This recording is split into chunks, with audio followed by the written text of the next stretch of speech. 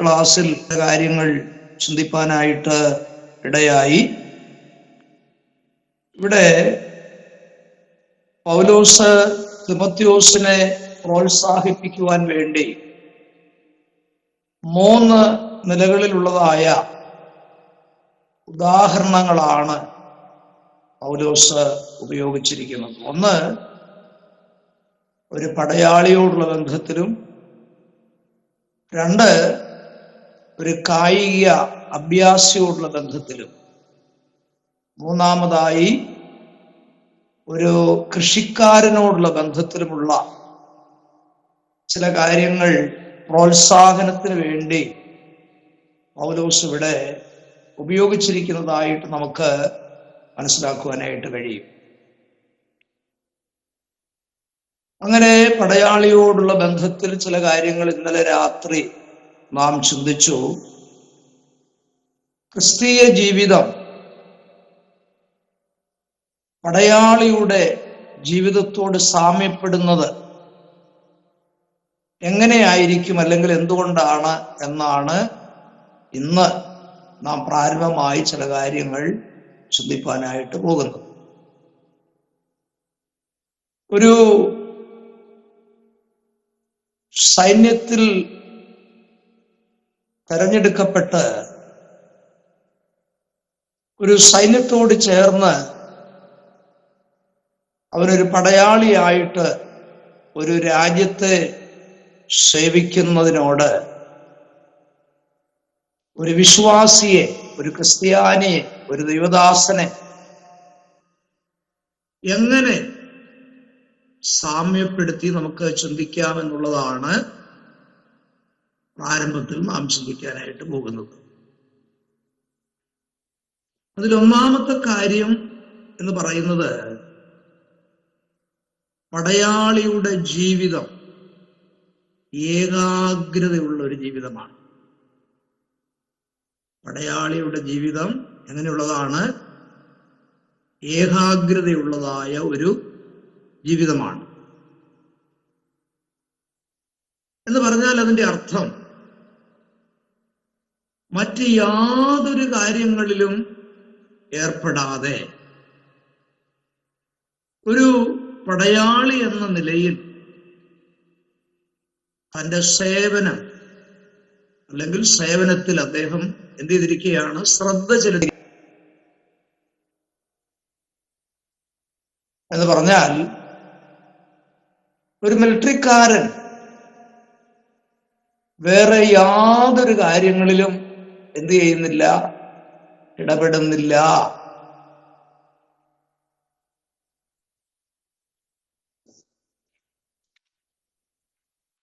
Military സേവനത്തിൽ ഏർപ്പെടുന്നവൻ മറ്റ് യാതൊരു തൊഴിലിലും ഏർപ്പെടരുതെന്ന് വിലക്കിയിട്ടുണ്ട്.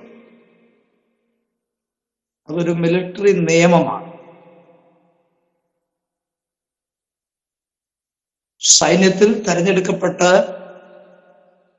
ആ സൈന്യത്തിന്റെ ഒരു അംഗമായി തീർന്ന ശേഷം ആ വ്യക്തി എന്ത് ചെയ്യാൻ പാടില്ല? മറ്റ് യാതൊരു തൊഴിലിലും ഏർപ്പെടാൻ പാടില്ല. അത് നിയമമായിട്ട് വെച്ചിരിക്കുന്നതായ ഒരു കാര്യമാണ്. എന്ന് പറഞ്ഞാൽ മറ്റൊരു പേരിനാൽ അവൻ അറിയപ്പെടുവാനിടയാകരുത്. ഒരു സൈന്യത്തിൽ ചേർന്ന് ആ സൈന്യത്തിന്റെ ഒരു അംഗമായി തീർന്നാൽ ആ വ്യക്തിയെ വേറൊരു തൊഴിലിന്റെ പേരിൽ അറിയപ്പെടുവാനായിട്ട് ഇടയാകരുത്. അത് ഒരു മിലിറ്ററി നിയമത്തിൽപ്പെട്ട കാര്യമാണ്. അങ്ങനെയാണെങ്കിൽ ഒരു ദൈവ പൈതൽ, ഒരു വിശ്വാസി അല്ലെങ്കിൽ ഒരു ദൈവദാസൻ, അവൻ ക്രിസ്ത്യാനിത്വത്തിൽ പൂർണ്ണമായി ശ്രദ്ധ കേന്ദ്രീകരിച്ചിരിക്കുന്ന ഒരു വ്യക്തിയായിരിക്കണം.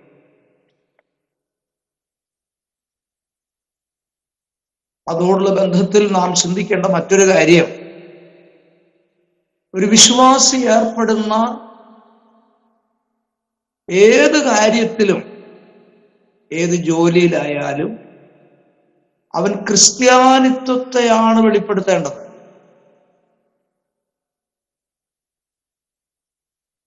അവനായിരിക്കുന്ന മണ്ഡലങ്ങളിലൊക്കെ അവൻ ആരെ സേവിക്കുന്നു, അവൻ ആരുടെ ഭാഗത്ത് നിൽക്കുന്നു, അവൻ ആരാണ് എന്ന് അവൻ വെളിപ്പെടുത്തുന്നവനായിരിക്കണം. ക്രിസ്തീയ ജീവിതത്തിനായിരിക്കണം ഏറ്റവും മുൻഗണന അവൻ നൽകേണ്ടത്. അതാണ് ഒരു പടയാളിയോടുള്ള ബന്ധത്തിൽ ഒരു ക്രിസ്ത്യാനിയുമായി ബന്ധിച്ച് നമുക്ക് പഠിക്കാനുള്ളതായ ഒരു കാര്യം. അടുത്തതായിട്ട്, പടയാളിയോടുള്ള ബന്ധത്തിൽ ഒരു വിശ്വാസി, ഒരു ദൈവദാസനെ നാം താരതമ്യപ്പെടുത്തുമ്പോൾ രണ്ടാമതായിട്ട് മനസ്സിലാക്കേണ്ട ഒരു കാര്യം, അവൻ വളരെ അനുസരണമുള്ളവനായിരിക്കണം എന്നുള്ളതാണ്. അനുസരണമുള്ള വ്യക്തിയായിരിക്കും. ഏത് കൽപ്പനയും ചോദ്യം ചെയ്യാതെ അവൻ അനുസരിക്കുന്നവനായിരിക്കണം. അതാണ് മിലിറ്ററിയിൽ ഒരാളെ തെരഞ്ഞെടുത്താൽ ആദ്യം അവരെ പരിശീലിപ്പിക്കുന്നത് ആ വിഷയമാണ്. ഏത് വിഷയം? ചോദ്യം ചെയ്യാതെ അവന്റെ കമാൻഡറെ അവൻ എന്ത് ചെയ്യണം? അനുസരിക്കുന്ന ഒരു വ്യക്തി എന്ന് പറഞ്ഞാൽ അതെന്തിനാണ്, അതെന്തുകൊണ്ടാണ് എന്ന് ചോദ്യം ചെയ്യുവാൻ അവന് അനുവാദമില്ല. ആ പടയാളിയുടെ മേലുദ്യോഗസ്ഥൻ ഒരു കാര്യം അനുസരിക്കാൻ വേണ്ടി അവനോട് പറഞ്ഞാൽ അവൻ മറുചോദ്യം ചോദിക്കാൻ പാടില്ല. അത് ചെയ്യണോ, അത് ചെയ്തില്ലെങ്കിൽ എന്താണ് എന്നൊന്നും അവൻ ചോദിപ്പാനായിട്ട് അവന് അനുവാദമില്ല. ചോദ്യം ചെയ്യാതെ ആ കൽപ്പന അവൻ എന്ത് ചെയ്യണം? പൂർണ്ണമായും അനുസരിക്കുന്നവനായിരിക്കണം. എന്ന് പറഞ്ഞാൽ സകലത്തെയും അറിയുന്നതായ കമാൻഡറിന് അവന്റെ തീരുമാനം പൂർണ്ണമായി വിട്ടുകൊടുക്കുന്നവനായിരിക്കണം എന്നാണ് പറഞ്ഞതിന്റെ ആശയം. അങ്ങനെയാണെങ്കിൽ നമ്മുടെ നായകൻ ആരാണ്? നമ്മുടെ വാഴ്ത്തപ്പെട്ടവനായിരിക്കുന്ന കർത്താവാണ്. കർത്താവ് നമ്മളോടൊരു കാര്യം അനുസരിക്കുവാൻ വേണ്ടി പറഞ്ഞാൽ അത് ചോദ്യം ചെയ്യാതെ നമ്മൾ എന്ത് ചെയ്യണം? അനുസരിക്കുന്നവരായിരിക്കണം. അവനാണ് യഥാർത്ഥ ക്രിസ്ത്യാനി. തിമോഥെയോസിനോട് നീ എന്നോടുകൂടെ കഷ്ടം സഹിക്കുക, നീ ഒരു നല്ല ക്രിസ്തു പടയാളിയായിരിക്കുക എന്നൊക്കെ പൗലോസ് പറയുമ്പോൾ ഈ പറയപ്പെട്ട അർത്ഥങ്ങളെല്ലാം അതിനകത്ത് ഉൾപ്പെട്ടിരിക്കുന്ന കാര്യമാണ്. നമ്മുടെ വാഴ്ത്തപ്പെട്ടവനായിരിക്കുന്ന കർത്താവ് കനാവിലെ കല്യാണ വീട്ടിൽ കടന്നു വന്നപ്പോൾ അവിടുത്തെ വീഞ്ഞ് തീർന്നു പോയി, അല്ലേ? എന്നാൽ മറിയ ശുശ്രൂഷക്കാരോട് എന്ന് പറഞ്ഞ ഒരു കാര്യമുണ്ട്, അവൻ എന്തെങ്കിലും കൽപ്പിച്ചാൽ അത് നിങ്ങൾ ചെയ്യണം. ശുശ്രൂഷക്കാരോട് കർത്താവ് എന്താ പറഞ്ഞത്? കൽപാത്രങ്ങളിൽ നിങ്ങൾ വക്കോളം എന്ത് ചെയ്യണം? വെള്ളം നിറയ്ക്കുവേ.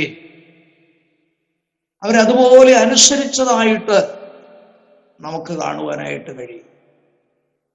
നമ്മുടെ കർത്താവ് നമ്മോട് കൂടെ ഇരുന്ന് നമുക്ക് വേണ്ടി അത്ഭുതങ്ങൾ ചെയ്യണമെങ്കിൽ നമ്മോട് കർത്താവ് പറയുന്ന കാര്യം ചോദ്യം ചെയ്യാതെ നമ്മൾ എന്ത് ചെയ്യുന്നവരായിരിക്കണം? അനുസരിക്കുന്നവരായിരിക്കണം. രാത്രി മുഴുവനും അധ്വാനിച്ചിട്ട് ഒന്നും കിട്ടാതെ നിരാശിതരായി കടൽക്കരയിലേക്ക് കയറി വന്ന ശിഷ്യന്മാരോട് കർത്താവ് ചോദിച്ചു, കുഞ്ഞുങ്ങളെ കൂട്ടാൻ വല്ലതും ഉണ്ടോ? അവര് പറഞ്ഞു, നാഥാ, രാത്രി മുഴുവനും ഞങ്ങൾ അധ്വാനിച്ചു, ഒന്നും ഞങ്ങൾക്ക് ലഭിച്ചില്ല. കർത്താവ് ഉടനെ പറഞ്ഞു, നിങ്ങൾ ഇരിക്കുന്ന പടകിന്റെ വലത്തുവശത്തേക്ക് നിങ്ങൾ വല വീശുക. അനുസരിച്ചു കഴിഞ്ഞപ്പോൾ വല കീറുമാറായി തിരുത്തക്കവണ്ണം അതിനകത്ത് മീൻകൂട്ടം കയറാനിടയായി. വിശ്വാസിയുടെ പിതാവ് എന്നറിയപ്പെടുന്ന അബ്രഹാമിനെ സംബന്ധിച്ച് നാം പഠിച്ചാൽ, നിന്റെ ഏകജാതനായ ഇസാക്കിനെ തന്നെ കൊണ്ടുപോയി മോരിയാദേശത്ത് ഞാൻ നിന്നെ കാണിപ്പാനിരിക്കുന്ന മലയിൽ അവനെ യാഗം കഴിക്കുക എന്ന് അബ്രഹാമിനോട് ദൈവം പറഞ്ഞപ്പോൾ അബ്രഹാം എന്ത് ചെയ്ത്? ചോദ്യം ചെയ്യാതെ ദൈവത്തെ അനുസരിച്ചതായിട്ട് നമുക്ക് കാണാൻ കഴിയും. അപ്പോൾ നമ്മുടെ ജീവിതത്തിൽ കർത്താവിനെ ചോദ്യം ചെയ്യാതെ അനുസരിക്കുന്ന ഒരു പടയാളിയെ പോലെ നമ്മളായിരിക്കണമെന്നുള്ള ഒരു ഗുണപാഠമാണ് ഇവിടെ നമുക്ക് പറയാനായിട്ട് സാധിക്കുന്നത്. അനുസരിക്കുന്നത് യാഗത്തെക്കാളും ശ്രദ്ധിക്കുന്നത് മുട്ടാടുകളുടെ മേധസ്സിനേക്കാളും നല്ലത് എന്നാണ് ദൈവത്തിന്റെ വചനം നമ്മെ പഠിപ്പിക്കുന്നത്. അടുത്തതായി, പടയാളിയോടുള്ള ബന്ധത്തിൽ ഒരു ദൈവദാസനെ അല്ലെങ്കിൽ ഒരു വിശ്വാസിയെ സാമ്യപ്പെടുത്തി നാം ചിന്തിച്ചാൽ,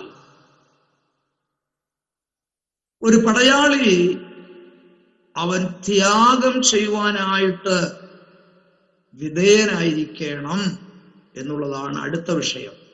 ഏത് ത്യാഗവും ചെയ്യുവാൻ തക്കവണ്ണം അവൻ വിധേയപ്പെട്ടിരിക്കണം. ഒന്നാം ലോകമഹായുദ്ധം നടക്കുന്ന കാലത്ത് എ.ജെ. ഗോസിപ്പ് എന്ന് പറയുന്ന ഒരു ചാപ്ലൈൻ പറഞ്ഞതായിരിക്കുന്ന ഒരു സംഭവ കഥയുണ്ട്. താനെ ആദ്യം യുദ്ധരംഗത്തേക്ക് പോകുമ്പോൾ യുദ്ധവും രക്തവും മുറിവും മരണവും ഒക്കെ അദ്ദേഹത്തിന് ഒരു പുതുമയായിരുന്നു. അദ്ദേഹം അങ്ങനെ അത് നേരത്തെ കണ്ടിട്ടില്ല. അങ്ങനെ യുവാവായിരിക്കുന്ന ഒരു പടയാളിയുടെ ജഡം യുദ്ധം കഴിഞ്ഞ് നോക്കുമ്പോൾ തള്ളപ്പെട്ട നിലയിൽ വഴിയരിയിൽ കിടക്കുന്നത് അദ്ദേഹം കാണുവാനായിട്ടിടയായി. എന്നാൽ ഈ ചാപ്ലൈന്റെ ഹൃദയത്തിൽ ഉടനെ ദൈവവചനത്തിൽ ഒരു വാക്യം വന്നത് ഇങ്ങനെയാണെന്ന് അദ്ദേഹം പറയുന്നത്: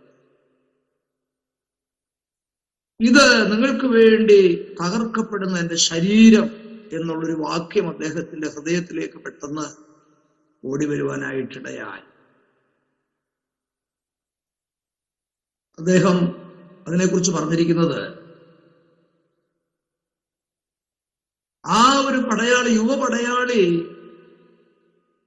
തൻ്റെ അഭിലാഷങ്ങളും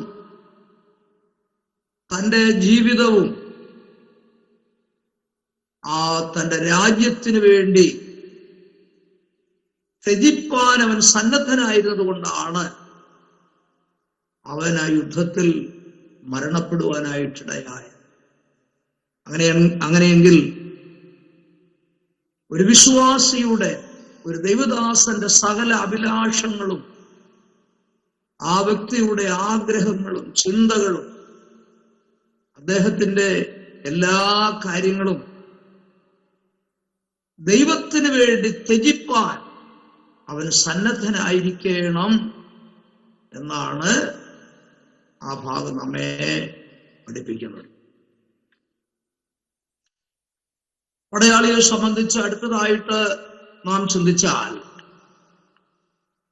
അവൻ ആരെ സേവിക്കുന്നുവോ ആ ചക്രവർത്തിയെ കുറിച്ച് അവൻ വളരെ ഭക്തിയുള്ളവനായിരിക്കണം. ഇവിടെ ഭക്തി എന്ന് പറയുന്നത്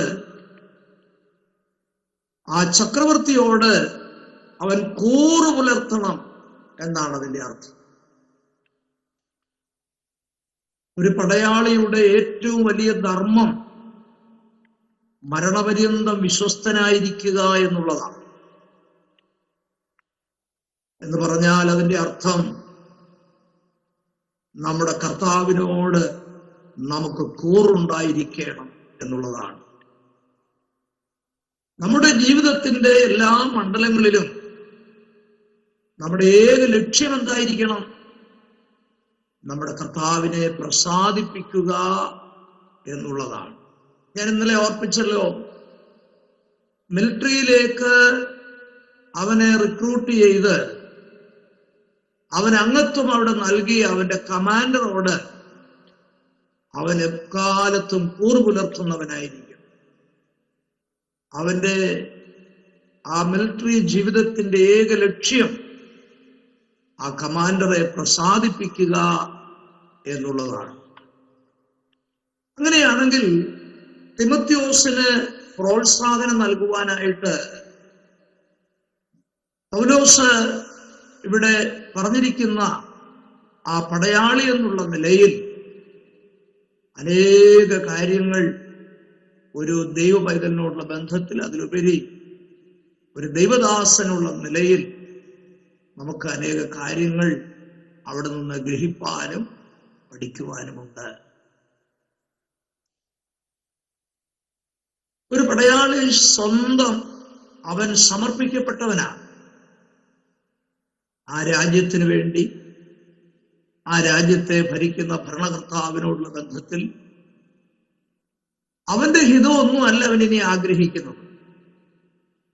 അവനോട് അവന്റെ കമാൻഡർ എന്ത് പറയുന്നുവോ, അവനോട് എന്ത് കൽപ്പിക്കുന്നുവോ അത് പൂർണ്ണമായി ചെയ്യുവാൻ തക്കവണ്ണം അവൻ സമർപ്പിക്കപ്പെട്ടവനാണ് എന്നുള്ള വിഷയം ഒരിക്കലും നാം മറന്നു പോകുവാനായിട്ട് ഇടയാകും. അതിനോടുള്ള ബന്ധത്തിൽ ഞാൻ ഒന്ന് രണ്ട് കാര്യങ്ങളും കൂടെ ഓർപ്പിക്കാം. ഒരു പടയാളി അവൻ നാളെ കുറിച്ച് ആകുല ചിന്തയുള്ളവനല്ല കേട്ടോ. അങ്ങനെ പറയാൻ എന്താ കാരണം? അവന് നിശ്ചയമുണ്ട്, ഞാൻ സേവിക്കുന്ന എന്റെ ഗവൺമെന്റ് നാളത്തെ കാര്യത്തിൽ എനിക്ക് വേണ്ടി കരുതുന്നുണ്ട്. എന്റെ ആവശ്യങ്ങളെല്ലാം നിറവേറ്റുവാൻ എന്റെ ഗവൺമെന്റ് ബാധ്യസ്ഥരാണ് എന്നുള്ള വലിയ ബോധം, ആ വിശ്വാസം അവന്റെ ഹൃദയത്തിന്റെ അന്തർഭാഗത്തുണ്ട്. നമ്മൾ ആരെങ്കിലും കേട്ടിട്ടുണ്ടോ ഒരു പടയാളി അവന്റെ വീട്ടിലേക്ക് ഫോൺ ചെയ്യുക അല്ലെങ്കിൽ കത്തെഴുതുക, എന്റെ യൂണിഫോം എല്ലാം മോശമായി പോയി, എനിക്കൊരു പുതിയ യൂണിഫോം വേണം, അതിന് വീട്ടിൽ നിന്ന് കാശ് അയച്ചു തരണമെന്ന് പറയുന്ന ഒരു സംഭവം എവിടെങ്കിലും ഉണ്ടായിട്ടുണ്ടോ? എന്റെ ഷൂസ് ആകെപ്പാടെ മോശമായി പോയി, എനിക്ക് പുതിയൊരു ഷൂസ് വാങ്ങണം, അതുകൊണ്ട് വീട്ടിൽ നിന്ന് അതിന്റെ പണം അയച്ചു തരണം എന്ന് ഏതെങ്കിലും പടയാളി വീട്ടിലേക്ക് അറിയിച്ചിട്ടുണ്ടോ? ഇല്ല. ഞാൻ പറഞ്ഞതിന്റെ അർത്ഥം മനസ്സിലായോ? ഒരു പടയാളി രാജ്യത്തെ സേവിക്കുമ്പോൾ അവന്റെ ഏത് ആവശ്യവും നിറവേറ്റി കൊടുക്കുവാൻ ആ ഗവൺമെന്റ് ഉത്തരവാദിത്തപ്പെട്ടവരാണ് എന്നാണ് ഞാൻ പറഞ്ഞതിന്റെ ആശയം. മാത്രമല്ല, ഈ പടയാളിക്ക് ഇടയ്ക്കിടയ്ക്കൊക്കെ ട്രാൻസ്ഫർ കിട്ടും അല്ലേ? ഒരു സ്ഥലത്ത് നിന്ന് മറ്റൊരു സ്ഥലത്തേക്കും അവിടെ നിന്ന് മറ്റൊരു സ്ഥലത്തേക്കും ഒക്കെ ട്രാൻസ്ഫർ ലഭിക്കും. അപ്പൊ അങ്ങനെ ഉണ്ടാകുന്ന സന്ദർഭത്തിലൊക്കെ എന്നെ കൊണ്ടത് പറ്റുകയില്ലെന്നൊരു പടയാളി പറയത്തില്ല. അവനെ അയക്കുന്ന ഇടത്തെല്ലാം അവൻ പോകുവാൻ തക്കവണ്ണം ആരാണ് അവൻ? ബാധ്യസ്ഥനാണ് എന്നൊരു കാര്യം നമുക്കതിൽ നിന്ന് ഗ്രഹിപ്പാനായിട്ട് കഴിയും. ഞാൻ വേഗം മുൻപോട്ട് നീങ്ങട്ടെ. അടുത്തതായിട്ട് ഒരു അഭ്യാസിയെ കുറിച്ചാണ് നമുക്ക് ചിന്തിപ്പാനായിട്ടുള്ളത്. ഇന്നലെ അതിന്റെ ആരംഭം ഞാൻ പറഞ്ഞല്ലോ. തിമോഥെയോസിനെ പ്രോത്സാഹിപ്പിക്കുവാൻ വേണ്ടി പൗലോസ് 3 വ്യക്തിത്വങ്ങളെയാണ് അവിടെ ഓർപ്പിക്കുന്നത്. ഒന്നാമത്തേതാണ് പടയാളി എന്നുള്ള നിലയിൽ നാം ചില കാര്യങ്ങൾ ചിന്തിച്ചത്. അടുത്തതായിട്ട് ഒരു കായിക അഭ്യാസിയെ സംബന്ധിച്ചുള്ളതായിരിക്കുന്ന ഒരു ഉപമയാണ്. അതായത് റോമാക്കാർക്ക് വളരെ സുപരിതമായ ഒരു ചിത്രമാണ് ഒരു പടയാളിയെ സംബന്ധിക്കുന്നതായ ചിത്രം. എന്നാൽ ഗ്രീക്കുകാരെ സംബന്ധിച്ചിടത്തോളം ഒരു കായിക അഭ്യാസിയെ സംബന്ധിച്ചുള്ള ചിത്രമാണ് അവരുടെ ഹൃദയത്തിൽ ഉണ്ടായിരിക്കുന്നത്. അങ്ങനെയാണെങ്കിൽ ഈ കായിക അഭ്യാസി എന്നുള്ള നിലയിൽ അവന് എപ്പോഴും ചിന്ത ഉണ്ടാകുന്നത് അവൻ പങ്കെടുക്കുന്നതായിരിക്കുന്ന ഏത് മത്സരത്തിലായാലും അവന് കിരീടം ലഭിക്കണമെന്നുള്ളതാണ്. കിരീടം. പക്ഷേ അവൻ പങ്കെടുക്കുന്ന ഏത് മത്സരങ്ങളായാലും അതിന് വ്യവസ്ഥകൾ വെച്ചിട്ടുണ്ട്.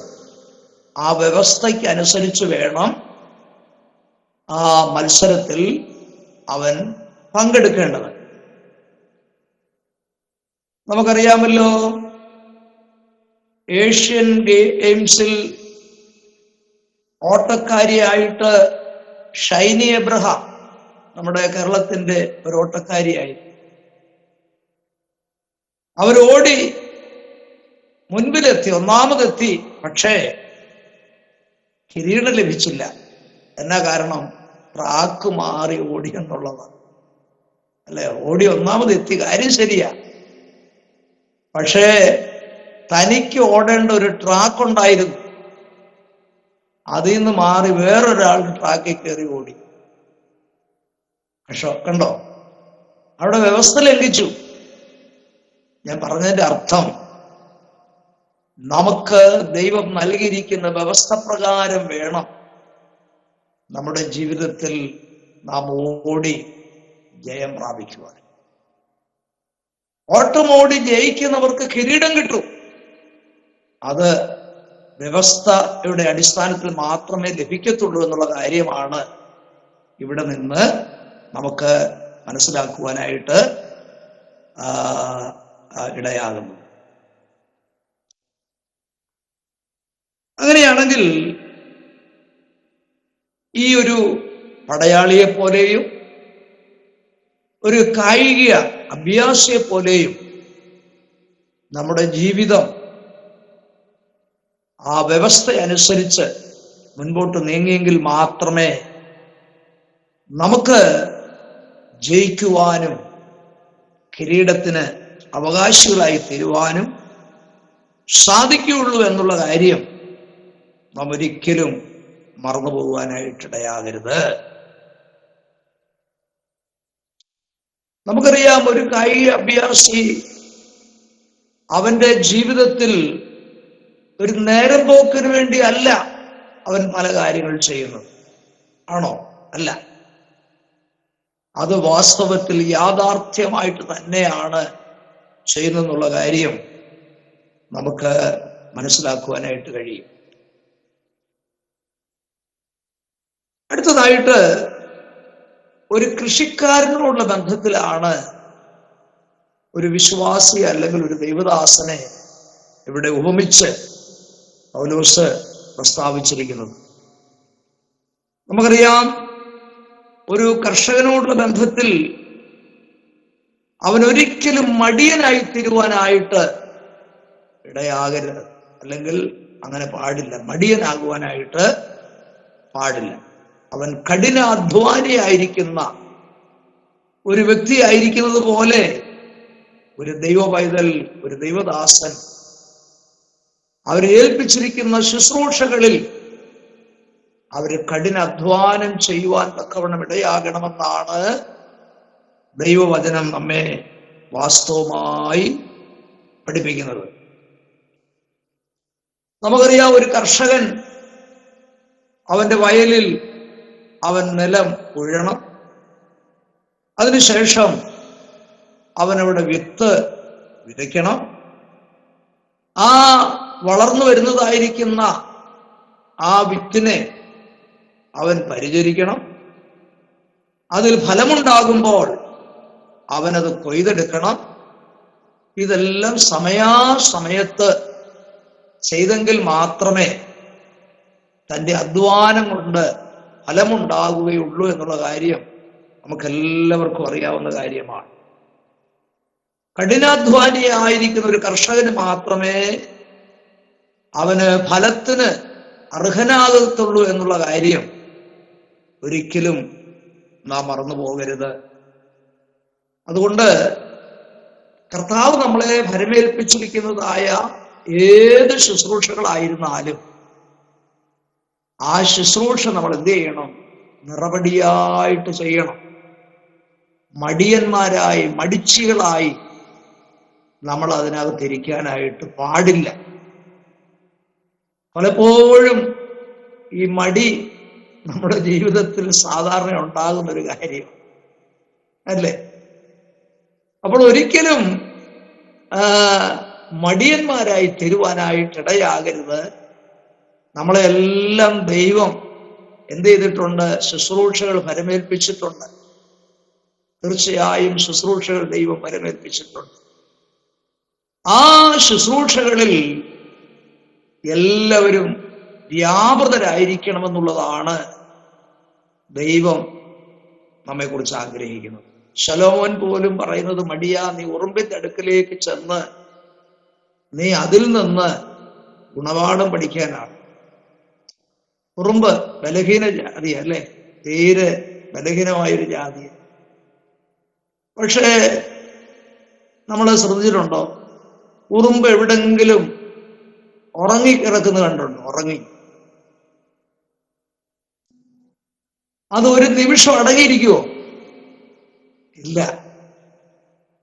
അത് വേനൽക്കാലത്ത് ആഹാരം സമ്പാദിച്ചു വെക്കുക, മടിയില്ലാതെ കഠിനാധ്വാനം ചെയ്യുന്നത് നമുക്ക് കാണുവാനായിട്ട് സാധിക്കും. അപ്പോൾ ഒരു പടയാളിയെ പോലെ, ഒരു കായിക അഭ്യാസിയെ പോലെ, ഒരു കർഷകനെ പോലെ ഉത്സാഹത്തോടെ ആയിരിക്കണം ഒരു ദൈവ പൈതൽ കർത്താവ് ഏൽപ്പിച്ച ആ സേവയിൽ ആയിരിക്കേണ്ടതെന്നുള്ള കാര്യമാണ് നാം ഇവിടെ മനസ്സിലാക്കാനുള്ളത്. പടയാളിയുടെ ഉള്ളിൽ എപ്പോഴും ഒരു ജയമാണ് താൻ ആഗ്രഹിക്കുന്നത്, അല്ലേ? പടയാളി ഒരു യുദ്ധം ചെയ്താല് പടയാളി ആഗ്രഹിക്കുന്നത് എന്താണ്? ജയം. ജയമാണ് അവന്റെ ലക്ഷ്യം. ഒരു കായിക അഭ്യാസി അവൻ പങ്കെടുക്കുന്ന ഏത് കളികളിലായിരുന്നാലും അവൻ ആഗ്രഹിക്കുന്ന എന്താണ്? കിരീടം. കിരീടമാണ്. അതുകൊണ്ടാണ് വെളിപ്പാട് പുസ്തകം 3-ാം അധ്യായത്തിൽ ഫിലദൽഫിയ സഭയോട് ദൈവാത്മാവ് ദൂത് പറയുമ്പോൾ അവിടെ പറഞ്ഞിട്ടുണ്ട്, നിന്റെ കിരീടം ആരും എടുക്കാതിരിപ്പാൻ നിനക്കുള്ളത് മുറുകെ പിടിച്ചുകൊള്ളുക എന്ന് അവിടെ പറഞ്ഞിരിക്കുന്നു.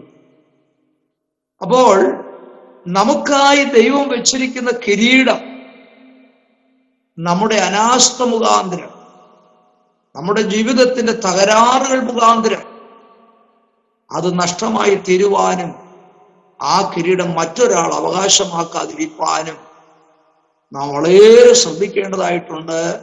ഒരു കായിക അഭ്യാസിയുടെ ചിന്തയും അവന്റെ ആഗ്രഹം എന്താണ്? അവൻ സംബന്ധിക്കുന്ന ഏത് സ്പോർട്സിലായാലും ആ കാര്യങ്ങളിലായാലും അവന് ഒരു കിരീടം ലഭിക്കണമെന്നുള്ളതാണ്. അതുപോലെ ഒരു കർഷകന്റെ ഏക ചിന്തയെന്ന് പറയുന്നത് അവനൊരു കൊയ്ത്ത് മുൻപിലുണ്ട് എന്നുള്ള ചിന്തയാണ്. അവൻ ചെയ്തതായിരിക്കുന്ന കഠിനാധ്വാനത്തിൽ നിന്ന് അവന്റെ വിളവ് കൊയ്യുന്ന ആ കൊയ്ത്താണ് ആ കർഷകന്റെ ഉള്ളിൽ എപ്പോഴും ഉണ്ടായിരിക്കുന്നതായ ചിന്ത. അതൊക്കെയാണ് ഇവിടെ നമ്മെ ഈ വിഷയം ഓർപ്പിക്കുകയും പഠിപ്പിക്കുകയും ചെയ്യുന്നത്. അപ്പോൾ ഒരു സുവിശേഷകന് ഒരു പടയാളിയുടെ സമർപ്പണവും ഒരോട്ടക്കാരന്റെ ചിട്ടയും കൃഷിക്കാരന്റെ അധ്വാനശീലവും കൂടെ ഒത്തിണങ്ങിയതായ ഒരു വ്യക്തിത്വമായിരിക്കണം ഒരു സുവിശേഷകന്റെ വ്യക്തിത്വം എന്നുള്ളതാണ് ഈ ഭാഗത്തു നിന്ന് നമുക്ക് മനസ്സിലാക്കുവാനായിട്ട് കഴിയുന്നു. ഈ ദൈവിക വേല എന്ന് പറയുന്നത് ഒരിക്കലും ഒരു ചെറിയ കാര്യമായിട്ട് അതിനെ നമ്മൾ കരുതാൻ പാടില്ല. നമുക്കറിയാം, അഖിലാണ്ടത്തെ ഉടയവനായിരിക്കുന്ന ദൈവം തമ്പുരാൻ നമ്മെ ലോകത്തിലാക്കി വെച്ചിരിക്കുന്നത് കർത്താവ് ലോകത്തിൽ ചെയ്യേണ്ടതായിരിക്കുന്ന കാര്യങ്ങൾ കർത്താവിന് പകരം നമ്മളെ കൊണ്ട് കർത്താവ് ചെയ്യിപ്പിക്കുകയാണ്. അതുകൊണ്ടാണ് പൗലോസ് സ്ഥാനാപതി എന്ന് ആ സ്ഥാനത്തെക്കുറിച്ച് വിളിച്ചിരിക്കുന്നത്. അങ്ങനെയാണെങ്കിൽ ദൈവരാജ്യത്തിന്റെ വ്യാപ്തിക്കായി നമ്മളെ കൊണ്ടാവുന്നിടത്തോളം, നമ്മുടെ ജീവനുള്ളിടത്തോളം, നമ്മുടെ ബുദ്ധിയും ആരോഗ്യവും നമ്മുടെ ധനവും എല്ലാം അതിനുവേണ്ടി നമ്മൾ ചെലവിട്ടാൽ നമ്മെ കർത്താവ് അനുഗ്രഹിക്കും. അത് അനേക ആത്മാക്കളുടെ വിടുതലിനും അവരുടെ സന്തോഷത്തിനും അവരുടെ രക്ഷയ്ക്കും അതൊക്കെ കാരണമായി തീരുമെന്നുള്ള ആശയങ്ങളാണ് പൗലോസ് തിമോഥെയോസിന് നൽകി അവനെ പ്രോത്സാഹിപ്പിക്കുന്നതെന്ന് നമുക്ക് മനസ്സിലാക്കുവാനായിട്ട് കഴിയും. അപ്പോൾ അതിനുള്ളതായ ശിക്ഷണവും അധ്വാനവും ആ സമർപ്പണവും എല്ലാം നമ്മുടെ ജീവിതത്തിൽ ഒത്തിണങ്ങി നിന്നെങ്കിൽ മാത്രമേ നമുക്ക് ആ സ്ഥാനത്ത് ശോഭിക്കുവാനായിട്ട് ഇടയാകുകയുള്ളൂ എന്നുള്ളത് ഈ അവസരത്തിൽ നമ്മളെല്ലാവരും ഓർത്തിരിക്കേണ്ടതായ കാര്യമാണ്. 7-ാം വാക്യം ഒന്ന് വായിക്കാമോ? 7-ാം വാക്യം, 2-ാം അധ്യായത്തിന്റെ 7-ാം വാക്യം.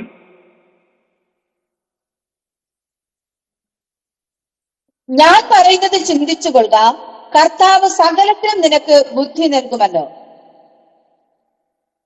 മതി. ഇവിടെ പൗലോസ് പറയുകയാണ്, ഞാൻ പറയുന്നത് ചിന്തിച്ചു കൊള്ളുക, കർത്താവ് സകലത്തിലും നിനക്ക് ബുദ്ധി നൽകുമല്ലോ. അപ്പോൾ ഈ പറയപ്പെട്ടതായിരിക്കുന്ന കാര്യങ്ങളെല്ലാം തിമോഥെയോസ് എന്ത് ചെയ്യണം? ചിന്തിക്കണം. അല്ലാതെ ഒരു ചെവിയിൽ കേട്ട് മറ്റു ചെവിയിൽ കൂടെ അത് പോകാനായിട്ടുള്ളതല്ല. ഞാൻ ഈ പറയപ്പെട്ടതായ കാര്യങ്ങളെല്ലാം നീ വളരെ എന്ത് ചെയ്യണം? ചിന്തിക്കണം. അത് മനസ്സിൽ സംഗ്രഹിക്കണം എന്നുള്ളതാണ് ഇവിടെ പൗലോസ് തിമോഥെയോസിനെ കുറിച്ച് ഓർപ്പിക്കുന്നത്. അപ്പോ നാം പഠിക്കുന്നതായ വചനവും നാം കേൾക്കുന്നതായിരിക്കുന്ന വചനവും എല്ലാം അത് വൃഥാവായിട്ട് തീരുവാനിടയാകരുത്. നമ്മുടെ ഹൃദയത്തിൽ അത് സംഗ്രഹിച്ച് അത് ചിന്തിക്കേണ്ടത് വളരെ ആവശ്യമാണെന്നുള്ള കാര്യം നാം ഒരിക്കലും മറന്നുപോകരുത്. നമുക്കറിയാം, യേശുവിന്റെ അമ്മയായിരിക്കുന്ന മറിയെക്കുറിച്ച് നാം ലൂക്കോസിന്റെ സുവിശേഷത്തിലും അതുപോലെ മത്തായി സുവിശേഷത്തിലും ഒക്കെ ആ അമ്മയായ മറിയെക്കുറിച്ച് പഠിക്കുമ്പോൾ ഗബ്രിയേൽ ദൂതൻ വന്ന് അവളോട് എന്ത് ചെയ്തു? ദൂത് പറഞ്ഞു, കൃപ ലഭിച്ചവളെ, നിനക്ക് വന്ദനം, നീ ഗർഭം ധരിച്ച് ഒരു മകനെ പ്രസവിക്കും, അവൻ യേശു എന്ന് പേരിടണം. ഈ കാര്യങ്ങളെല്ലാം കേട്ടപ്പോൾ മറിയ ചോദിച്ചു, ഞാനൊരു പുരുഷനെ അറിയായികയാൽ ഇതെങ്ങനെ സംഭവിക്കും? ദൈവദൂതനായ ഗബ്രിയേൽ അവളോട് പറഞ്ഞത് എന്താണ്? നിന്റെ മേൽ പരിശുദ്ധാത്മാവ് നിഴലിടും, അത്യുന്നത ശക്തി നിഴലിടും, നീ പരിശുദ്ധാത്മാവിൽ ഒരു മകനെ ഗർഭം ധരിക്കും. അപ്പൊ ഈ കേട്ട ദൂത് മറിയ എന്ത് ചെയ്തെന്ന ഹൃദയത്തിൽ സംഗ്രഹിച്ചതായിട്ട് അവിടെ എഴുതിയിട്ടുണ്ട്. ഹൃദയത്തിൽ സംഗ്രഹിച്ചു. തുടർന്ന് ബന്ധപ്പെട്ട് മലനാട്ടിൽ ചെന്ന് അവൾ എലിസബത്തിനുമായിട്ട് അവൾ സംസാരിക്കുകയും കൂട്ടായ്മ കൂടുകയൊക്കെ ചെയ്ത് കാണാൻ കഴിയും. ഇത്യാദി കാര്യങ്ങളൊക്കെ അവൾ മറന്നുകളഞ്ഞില്ല. ദൈവം അവളെ അറിയിച്ചതും ദൈവം സംസാരിച്ചതൊക്കെ അവളുടെ ഹൃദയത്തിൽ സംഗ്രഹിച്ചു എന്നാണ് നമുക്ക് കാണുവാൻ സാധിക്കുന്നത്. തുടർന്ന് യേശുവിന്റെ ജനനത്തിങ്കൽ ആട്ടിടയന്മാർ യേശുവിന്റെ ജനനത്തെ കുറിച്ച് അറിഞ്ഞ് ആ യേശു കുഞ്ഞും അമ്മയും ആയിരിക്കുന്ന പുൽക്കൂട്ടിൽ ചെന്ന്, അല്ലെങ്കിൽ ആ പശുത്തൊട്ടിയിൽ ചെന്ന് ആ ഇടയന്മാർ യേശുവിനെ കാണാനിടയാ. അവർക്കുണ്ടായതായ അനുഭവം എല്ലാം അവരവിടെ വിസ്തരിച്ചപ്പോൾ അതും മറിയ എന്ത് ചെയ്തു? ഹൃദയത്തിൽ സംഗ്രഹിച്ചതായിട്ട് കാണാൻ കഴിയും. ഇപ്പൊ ഞാൻ പറഞ്ഞത്, ദൈവത്തിന് നമ്മോടുള്ളതായിരിക്കുന്ന സമയത്തുള്ളതായിരിക്കുന്ന ആലോചനകളും ദൂതുകളും ദൈവം അറിയുമ്പോൾ, നമ്മോട് ദൈവം സംസാരിക്കുമ്പോൾ അതെല്ലാം നമ്മൾ ചിന്തിക്കേണ്ടതായ ആവശ്യകതയുണ്ട്. അഥവാ നമ്മുടെ ഹൃദയത്തിൽ ഇതെല്ലാം എന്ത് ചെയ്തു കൊള്ളണം? സംഗ്രഹിച്ചു വയ്ക്കേണ്ടത് ആവശ്യമാണ്. അതാണ് പൗലോസ് തിമോഥെയോസിനോട് പറഞ്ഞത്. ഞാൻ പറഞ്ഞതെല്ലാം നീ ചിന്തിച്ചു കൊള്ളുക എന്ന് പറയുന്നത് നിനക്ക് അതിനെല്ലാം ബുദ്ധിയുണ്ടല്ലോ എന്ന് പൗലോസ് തിമോഥെയോസിനോട് പറയുകയാണ്. ഇനി നമുക്ക് 8 മുതൽ 13 വരെയുള്ള വാക്യങ്ങളാണ് ചിന്തിക്കുവാനുള്ളത്. ഒരു ശുശ്രൂഷകന് സത്യത്തോടുള്ള കടപ്പാടുകൾ എന്തൊക്കെയാണ്? അതാണ് അവിടുത്തെ ഹെഡിങ്. 2:8 മുതൽ 13 വരെയുള്ള വാക്യങ്ങളിൽ പറഞ്ഞിരിക്കുന്നത് എന്താണ്? ഒരു ശുശ്രൂഷകന് സത്യത്തോടുള്ള കടപ്പാടുകൾ എന്തല്ല?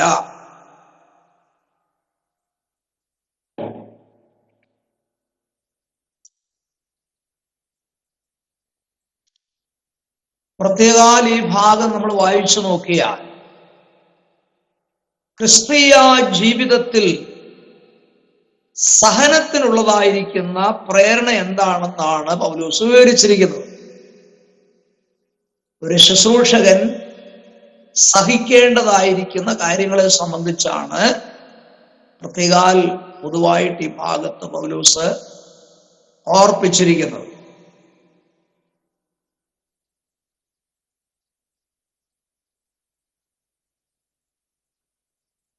പൗലോസ് തിമോഥെയോസിന് നൽകുന്നതായിരിക്കുന്ന 3 പ്രത്യേക പ്രേരക ശക്തികൾ ഇവിടെ അവതരിപ്പിക്കുന്നതായിട്ട് കാണാൻ കഴിയും. തിമോഥെയോസിനോട് പറയുന്നതായ 3 പ്രേരക ശക്തികളെ കുറിച്ച് ഇവിടെ കാണാൻ കഴിയും. 1, യേശുക്രിസ്തുവിനെ സംബന്ധിച്ചുള്ള സ്ഥിരമായ ഓർമ്മ. യേശുക്രിസ്തുവിനെ സംബന്ധിച്ച് സ്ഥിരമായിട്ടുള്ള ഓർമ്മ.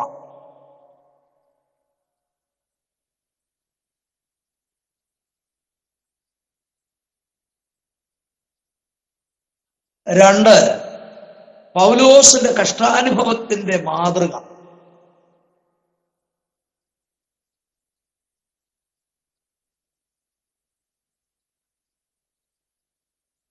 3,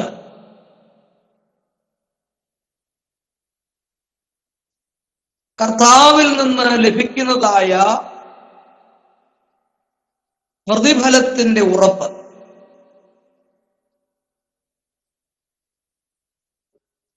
കർത്താവിൽ നിന്ന് ലഭിക്കുന്ന പ്രതിഫലത്തിന്റെ ഉറപ്പ്.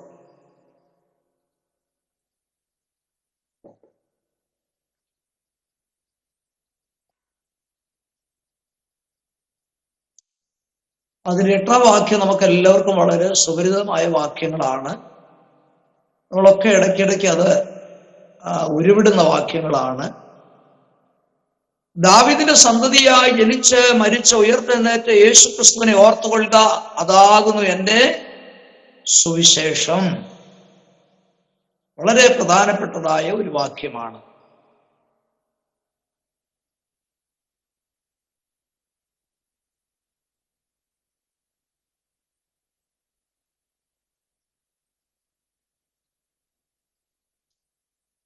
കർത്താവായിരിക്കുന്ന യേശു ക്രിസ്തുവിനെ കുറിച്ച് ചില കാര്യങ്ങൾ ഓർക്കണമെന്നല്ല പറഞ്ഞിരിക്കുന്നത്.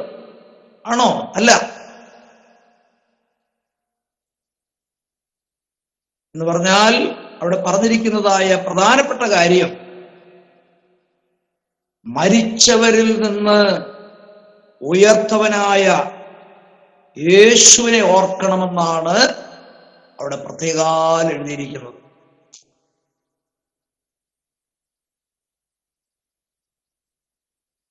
നമ്മുടെ ഈ സെന്ററിലുള്ളതായിരിക്കുന്ന ചില ദൈവദാസന്മാർ ഒരുമിച്ച് ഞങ്ങള് ചില നാളുകൾക്ക് മുൻപ് പരസ്യയോഗങ്ങൾ നടത്തി പല സ്ഥലങ്ങളിലൂടെ ഇങ്ങനെ കടന്നു പോകുവാനിടയാണ്.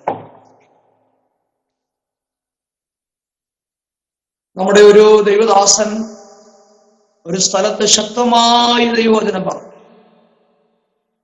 യേശുവിന്റെ ജനനത്തെക്കുറിച്ചും യേശുവിന്റെ ജീവിതത്തെക്കുറിച്ചും യേശുവിന്റെ ഉപദേശത്തെക്കുറിച്ചും യേശുവിന്റെ ക്രൂശീകരണത്തെക്കുറിച്ചും യേശുവിന്റെ മരണത്തെക്കുറിച്ചൊക്കെ വളരെ ശക്തമായി ആ പരസ്യയോഗത്തിൽ അദ്ദേഹം ദൈവവചനം വിളിച്ചു പറഞ്ഞു. എന്നിട്ട് ഞങ്ങൾ പ്രാർത്ഥിച്ച് അടുത്ത സ്ഥലത്തേക്ക് പോയി. എന്നാൽ അവിടെ പ്രസംഗം കേട്ടുകൊണ്ടിരുന്ന ഒരാള് ഞങ്ങളെ പുറകെ അനുഗമിച്ചു. അടുത്ത സ്ഥലത്ത് ഞങ്ങൾ പരസ്യയോഗം നടത്തുവാനായിട്ട് ഇങ്ങനെ ഒരുങ്ങിയിരുന്നപ്പോൾ ആ സഹോദരൻ ഞങ്ങളുടെ അടുത്ത് വന്ന് പറഞ്ഞു, അവിടെ പ്രസംഗിച്ചത് വളരെ നല്ല കാര്യം, നന്നായി പറഞ്ഞു. എന്നിട്ട് അദ്ദേഹം പറഞ്ഞത്, യേശു ഉയർത്തുന്നു നിങ്ങൾ പറഞ്ഞില്ല. മരിച്ചെന്ന് പറഞ്ഞു, ക്രൂശിൽ ആണികളാൽ അടിക്കപ്പെട്ടെന്ന് പറഞ്ഞു, പല കാര്യങ്ങളും അവിടെ വിളിച്ചു പറഞ്ഞു. പക്ഷേ നിങ്ങൾ ഒരു കാര്യം പറയാൻ വിട്ടുപോയി. അദ്ദേഹം പറഞ്ഞത് വളരെ ശരിയായ ഒരു കാര്യമാണ്. യേശു മരിച്ചവരിൽ നിന്ന് ആരാണ്? ഉയർത്തവനാണ്. അതാണ് നമ്മുടെ കർത്താവിന്റെ പ്രത്യേകത. പലരും ലോകത്തിൽ ജനിക്കുന്നില്ലേ? പലരും ലോകത്തിൽ ജീവിക്കുന്നില്ലേ? പലരും മരിക്കുന്നില്ലേ? അത് സാധാരണയാണ്. പക്ഷേ അതിനേക്കാൾ ഉപരിയായി നമ്മൾ ലോകത്തെ അറിയിക്കേണ്ട മറ്റൊരു കാര്യം യേശുവിന്റെ ഉയർപ്പെന്നുള്ളതാണ്. അപ്പൊ അങ്ങനെയാണെങ്കിൽ ഇവിടെ സുവിശേഷം എന്താണെന്നാണ് പൗലോസ് പറഞ്ഞിരിക്കുന്നത്. ദാവീദിന്റെ സന്തതിയായി ജനിച്ച് മരിച്ച് ഉയർത്തെഴുന്നേറ്റ യേശു ക്രിസ്തുവിനെ ഓർത്തുകൊള്ളുക, അതാകുന്നു എന്റെ സുവിശേഷം. അപ്പോൾ യേശു ക്രിസ്തുവിനെ കുറിച്ച് ചില കാര്യങ്ങൾ നിങ്ങൾ ഓർക്കണമെന്നല്ല കർത്താവ് പറഞ്ഞിരിക്കുന്നത്. പിന്നെ പറഞ്ഞത് എന്താണ്? മരിച്ചവരിൽ നിന്ന് കർത്താവ് ഉയർത്തു എന്നുള്ളതാണ് നിങ്ങൾ പ്രത്യേകം ഓർത്തിരിക്കേണ്ടതായ കാര്യം. പൗലോസിന്റെ ലേഖനങ്ങളിലൊക്കെ നമുക്ക് ഇതേ അർത്ഥത്തിൽ തന്നെ പല കാര്യങ്ങൾ കാണുവാനായിട്ട് കഴിയും.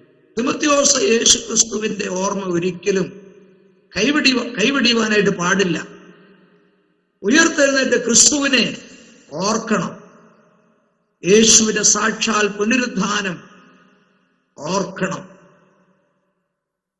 അത് സൂചിപ്പിക്കുന്ന ഒരു കാര്യം, നമ്മുടെ കർത്താവ് ഇന്നും ജീവിച്ചിരിക്കുന്നു എന്നുള്ളതായ സത്യമാണ് അവിടെ വെളിപ്പെടുവാനായിട്ടിടയാകും. ആ ജീവിച്ചിരിക്കുന്ന കർത്താവിന്റെ സാന്നിധ്യം നമ്മോടെല്ലാവരോടും കൂടെ ഉണ്ട് എന്നാണ് ആശയം വെളിപ്പെടുത്തുന്നത്. നമുക്കറിയാം, അനേകർ ഈ ലോകത്തിൽ ജീവിച്ചു ഇല്ലേ? പണ്ഡിതന്മാര്, അനേക സമർത്ഥന്മാരായവർ, ഭരണാധികാരികൾ, ശാസ്ത്രജ്ഞന്മാര്, നമ്മുടെ സമൂഹത്തിൽ ഉന്നതന്മാരായവരൊക്കെ ജീവിച്ചു. പക്ഷേ അവർ മരിച്ചു പോയിട്ട് ഇന്ന് വരെയും അവരെന്ത് ചെയ്തില്ല? ഉയർത്തില്ല. എന്നാൽ നാം പ്രസംഗിക്കുന്ന നമ്മുടെ കർത്താവിന്റെ പ്രത്യേകത എന്താണെന്നറിയാമോ? നമ്മുടെ കർത്താവ് മരണത്തിൽ നിന്ന് ഉയർത്തെഴുന്നേറ്റ് ഇന്നും സ്വർഗത്തിൽ ജീവിച്ചു കൊണ്ടിരിക്കുകയാണ്. നമുക്കതാണ് വിളിച്ചു പറയുവാനുള്ളത്. അതാണ് നമ്മുടെ ബലം. എന്തുകൊണ്ടെന്നാൽ ജീവിച്ചിരിക്കുന്ന കർത്താവിന്റെ സാന്നിധ്യം എപ്പോഴും നമ്മോട് കൂടെ ഉണ്ട് എന്നുള്ളതാണ് നമ്മുടെ ജീവിതത്തിന്റെ ഏറ്റവും വലുതായിരിക്കുന്ന ഉറപ്പും ബലവും എന്നുള്ളത്. അപ്പോൾ തിമോത്തിയോസ് അത് മനസ്സിലാക്കണം. അതുകൊണ്ടാണ് പൗലോസ് ഇവിടെ ഓർപ്പിച്ചത്. തിമോത്തിയോസേ, നിന്റെ ജീവിതത്തിൽ നേരിടുന്ന ഏത് പ്രശ്നങ്ങളായിരുന്നാലും, നിന്റെ ജീവിതത്തിൽ ഉണ്ടാകുന്ന ഏത് കഷ്ടങ്ങളായിരുന്നാലും, അവിടെയെല്ലാം നിനക്ക് ഓർക്കാനുള്ളത് ഉയർത്തവനായ ക്രിസ്തുവിനെ കുറിച്ചാണ്. എന്ന് പറഞ്ഞാൽ അതിന്റെ അർത്ഥം നീ തനിയെ അല്ല, ദൈവത്തിന്റെ സാന്നിധ്യം നിന്നോടുകൂടെ ഉണ്ട് എന്നുള്ളതായിരിക്കുന്ന ഒരു ഉറപ്പിന്റെ വചനമാണ് അവിടെ പൗലോസ് തിമോത്തിയോസിന് നൽകുന്നത്. അപ്പോൾ നമ്മുടെ ജീവിതത്തിൽ നേരിടുന്നതായിരിക്കുന്ന ഭയവും ഭീഷണിയും, നമ്മുടെ ജീവിതത്തിൽ നേരിടുന്ന ഏത് പ്രതികൂലങ്ങളായിരുന്നാലും നമ്മെയും ധൈര്യപ്പെടുത്തുന്നത് എന്താണെന്നറിയാമോ? നമ്മുടെ കർത്താവ് മരണത്തെ ജയിച്ച് ഇന്നും ജീവിക്കുന്ന കർത്താവാണ്. അതുകൊണ്ടാണ് ഉയർത്തെഴുന്നേറ്റവനായ കർത്താവ് സ്വർഗാരോഹണം ചെയ്യുന്നതിന് മുൻപ് തന്റെ ശിഷ്യന്മാരോട് അവസാനമായി പറഞ്ഞതായ വാക്കുകളിൽ ഒന്നാണ്, ഞാനോ ലോകാവസാനത്തോളം എല്ലാ നാളും നിങ്ങളോടുകൂടെ ഉണ്ട് എന്ന് കർത്താവ് അരുളി ചെയ്യുവാനായിട്ടിടയായി. അല്ലേ? നമ്മുടെ ജീവിതത്തിന്റെ ഓരോ പ്രയാസവേളകളിൽ നമുക്ക് തലവെച്ചുറങ്ങുവാൻ തക്കവണ്ണം ഒരു തലയിണയായി, നമുക്ക് ആശ്വാസമായി നിൽക്കുന്നതായ ഒരു വാചകമാണ് അവിടെ കർത്താവ് പറഞ്ഞത്, ഞാനോ ലോകാവസാനത്തോളം എല്ലാ നാളും നിങ്ങളോടുകൂടെ ഉണ്ട്. നമ്മുടെയും ജീവിതത്തിൽ ഭീഷണികൾ ഉണ്ടാകാം, ഭയമുണ്ടാകാം, നമ്മുടെ ജീവിതത്തിൽ സംശയങ്ങൾ നേരിടാം, ആക്രമണങ്ങൾ നമ്മെ നേരിട്ടെന്ന് വരാം. എന്നാൽ അവിടെയൊക്കെയും നമ്മെ ഉറപ്പിക്കുകയും നമ്മെ ബലപ്പെടുത്തുകയും ചെയ്യുന്ന ഒന്നാണ് യേശുവിന്റെ ഉയർപ്പ് എന്നുള്ളതായിരിക്കുന്ന വസ്തുത. നമുക്കതിൽ വളരെ ആശ്വസിക്കുവാനും നമുക്ക് ദൈവസന്നിധിയിൽ ബലപ്പെടുവാനുമുള്ള ഒരു കാര്യമാണ് ഈ പറഞ്ഞതായ കാര്യം. മാത്രമല്ല, യേശു ജനിച്ചത് ആരുടെ സന്തതിയായിട്ടാണ്? ദാവീദിന്റെ സന്തതിയായിട്ടാണ്. അല്ലേ? അതാണ് ആദ്യം പറഞ്ഞിരിക്കുന്നത്. ദാവീദിന്റെ സന്തതിയായി ജനിച്ചവനാണ് ആര്? യേശു. നമ്മുടെ കർത്താവ് ദാവീദിന്റെ സന്തതിയാണെന്നുള്ളത് വേദപുസ്തകത്തിൽ അനേക സ്ഥാനങ്ങളിൽ രേഖപ്പെടുത്തിയിട്ടുണ്ട്. 2 ശമൂവേൽ 7:12 അത് അതിന്റെ ഒരു തെളിയിക്കുന്ന വാക്യമാണ്. 2 ശമൂവേൽ 7:12, 13, സങ്കീർത്തനം 89:29,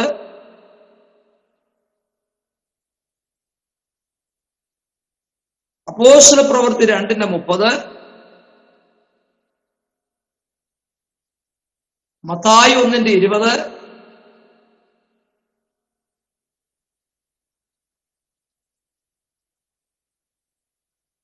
മർക്കോസ് 10:47,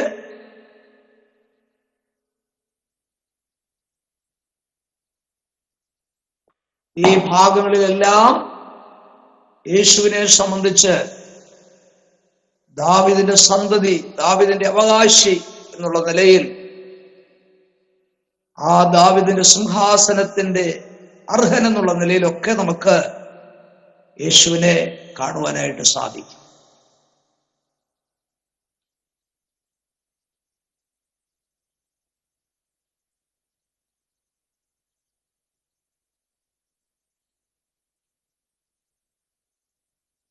അപ്പോൾ യേശുവിന്റെ ഉയർപ്പ് അല്ലെങ്കിൽ യേശുവിന്റെ പുനരുത്ഥാനം ക്രിസ്തീയ സുവിശേഷ സത്യത്തിന്റെ കാതലാണെന്നുള്ള കാര്യം നാം ഒരിക്കലും മറക്കരുത്.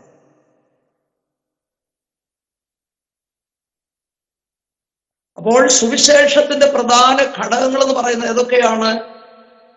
യേശുവിന്റെ ജനനം, യേശുവിന്റെ മരണം, യേശുവിന്റെ പുനരുദ്ധാനം, ഇതൊക്കെ സുവിശേഷത്തിന്റെ പ്രധാനപ്പെട്ട ഘടകങ്ങളാണെന്നുള്ള കാര്യം നാം മറക്കരുത്. പലപ്പോഴും നമ്മുടെ പ്രിയപ്പെട്ടവരെ അവരുടെ വീടുകളിൽ പോകും സുവിശേഷം അറിയിക്കാൻ, അല്ലേ? അവിടെ ചെന്ന് ചോദിക്കുക എന്തുണ്ട് വിശേഷം. അപ്പൊ വീട്ടുകാർ വിശേഷമൊക്കെ പറയും.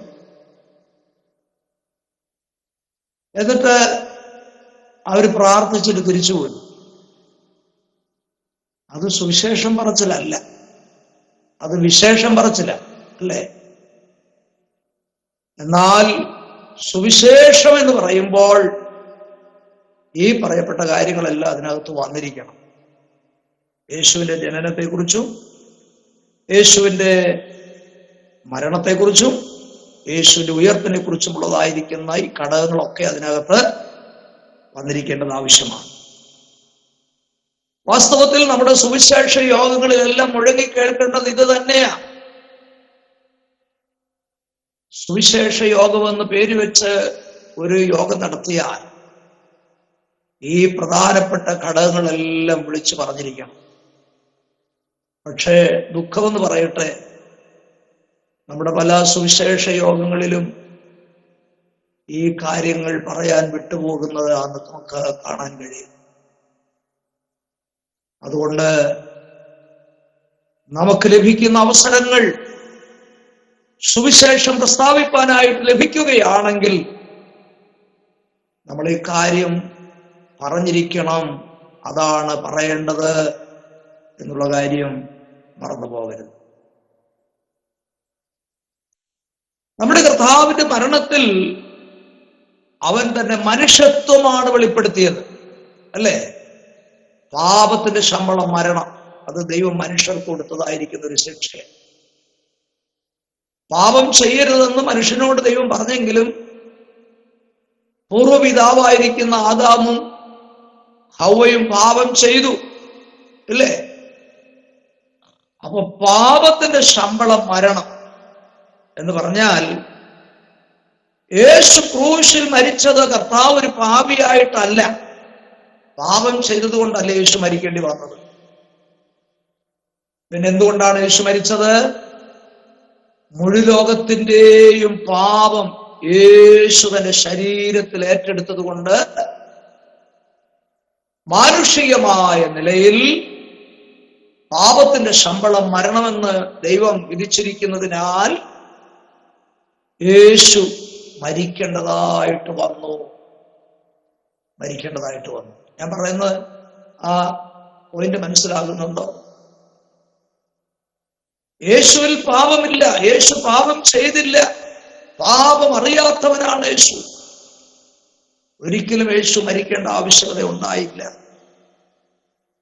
എന്നാൽ പാപത്തിന്റെ ശമ്പളം മരണമാണെന്ന് ദൈവം വ്യവസ്ഥ വെച്ചിരിക്കുന്നത് കൊണ്ട് മുഴു ലോകത്തിന്റെയും പാപം യേശുവിൽ ചുമത്തിയതിനാൽ മാനുഷികമായ നിലയിൽ പാപം ചെയ്യുന്ന ദേഹി മരിക്കണം എന്നുള്ളതായിരിക്കുന്ന വ്യവസ്ഥ അനുസരിച്ച് യേശു മരിക്കുവാനായിട്ടിടയായി. ക്രൂശിൽ യേശു മരിച്ചു.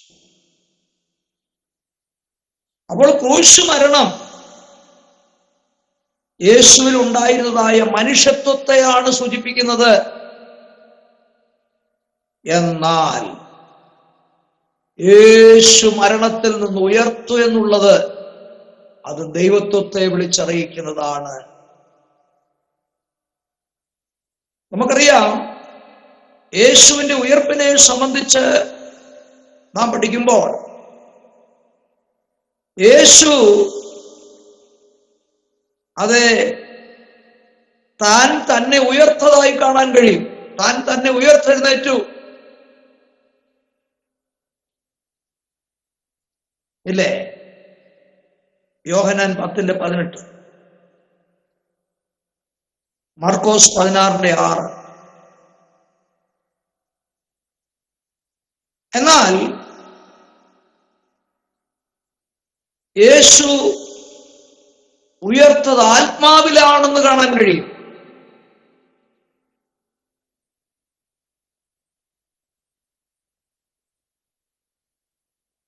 1 പത്രോസ് 3:18 ആത്മാവിനാല് ശുദ്ധീകരിക്കപ്പെട്ടു എന്ന് കാണാൻ കഴിയും.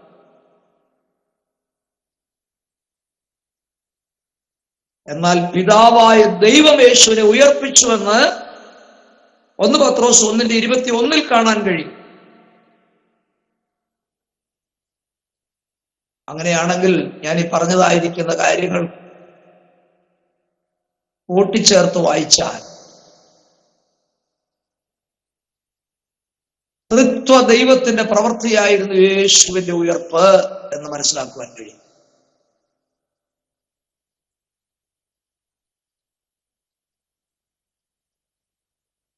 പിതാവായ ദൈവം, പുത്രനായ യേശു, പരിശുദ്ധാത്മാവ്, ഈ ത്രിത്വ ദൈവത്തിന്റെ പ്രവൃത്തിയാണ് യേശുവിന്റെ ഉയർപ്പെന്ന് മനസ്സിലാക്കുവാൻ കഴിയും. അതുകൊണ്ടാണ് റോമാലേഖനം 10:9 വായിക്കുന്നത്, യേശുവിനെ കർത്താവെന്ന് വായുകൊണ്ട് ഏറ്റുപറയുകയും ദൈവം അവനെ മരിച്ചവരിൽ നിന്ന് ഉയർത്തെഴുന്നേൽപ്പിച്ചു എന്ന് ഹൃദയം കൊണ്ട് വിശ്വസിക്കുകയും ചെയ്താൽ നീ രക്ഷിക്കപ്പെടും. കണ്ടോ, ഒരുവൻ രക്ഷാനിർണയം പ്രാപിക്കണമെങ്കിൽ ഇത് വിശ്വസിക്കണം. ഏത്? ദൈവം യേശുവിനെ മരണത്തിൽ നിന്ന് ഉയർപ്പിച്ചുവെന്ന്. അങ്ങനെയെങ്കിൽ മാത്രമേ ഒരാൾക്ക് രക്ഷാനിർണയം പ്രാപിപ്പാൻ കഴിയുള്ളൂ. അപ്പോൾ അത്രമാത്രം ശക്തിയുള്ളതാണ് യേശുവിന്റെ ഉയർപ്പ്.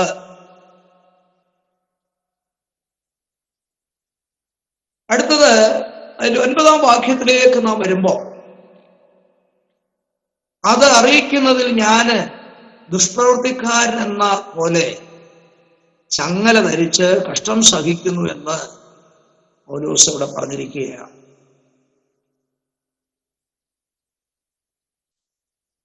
നമുക്കറിയാം, അതിന്റെ 2-ാം അധ്യായം 3-ാം വാക്യത്തിൽ പൗലോസ് ആദ്യം തിമോഥെയോസിനെ ഓർപ്പിച്ചു. എന്താണ്? നീയും എന്നോടുകൂടെ കഷ്ടം സഹിക്കണം എന്ന് പറഞ്ഞ ശേഷം ഇവിടെ പൗലോസ് പറയുകയാണ്, ഞാൻ ദുഷ്പ്രവൃത്തിക്കാരൻ എന്ന പോലെ ചങ്ങല ധരിച്ച് ഞാനിപ്പോൾ കാരാഗൃഹത്തിൽ എന്ത് ചെയ്യുകയാണ്? കഷ്ടം സഹിക്കുകയാണ്. പൗലോസ് പറയുന്ന വാക്ക് ശ്രദ്ധിക്കണം. ദുഷ്പ്രവൃത്തിക്കാരൻ എന്ന പോലെ ഞാനിപ്പോൾ ചങ്ങല ധരിച്ച് കഷ്ടം സഹിക്കുന്നു എന്ന് പറഞ്ഞാൽ, യേശുവിനെ ക്രൂശിച്ചതായ സമയത്ത് 2 ദുഷ്പ്രവൃത്തിക്കാരെയാണ് ഇടത്ത് വലത്തുമായിട്ട് എന്ത് ചെയ്തത്? ക്രൂശിച്ചത്. ആ ഒരു ചിന്ത ഇവിടെ ഉടലെടുക്കുന്നുണ്ട്. അപ്പോൾ ഒരു ദുഷ്പ്രവൃത്തിക്കാരൻ ചെയ്തതായിരിക്കുന്ന കുറ്റത്തിന്റെ ഫലമായി അവൻ ചങ്ങല ധരിച്ച് കാരാഗൃഹത്തിൽ കിടക്കുന്നത് പോലെ ഞാനും ഒരു ദുഷ്പ്രവൃത്തിക്കാരനെ പോലെ ഇപ്പോൾ എന്ത് ചെയ്യുകയാണ്? ചങ്ങല ധരിച്ച് കാരാഗൃഹത്തിൽ കിടക്കുകയാണെന്ന് പൗലോസ് ഇവിടെ തിമോഥെയോസിനെ ഓർപ്പിക്കുകയാണ്. അപ്പൊ ഈ കാര്യങ്ങളൊക്കെ തിമോഥെയോസിനോട് പൗലോസ് പറയുന്നതിന്റെ അർത്ഥം, നീയും ഇതുപോലെയുള്ള അനുഭവങ്ങളിൽ കൂടെ പോകേണ്ടി വന്നാൽ നീ തളരരുത്, നീ ഉറപ്പോടുകൂടെ നിൽക്കണം. നീയും ഇതുപോലെ കഷ്ടം സഹിക്കേണ്ടി വന്നാൽ പിറുപിറുക്കാതെ നീ എന്ത് ചെയ്യണം? കഷ്ടമനുഭവിക്കണം. ഈ കഷ്ടത സഹിക്കുമ്പോഴും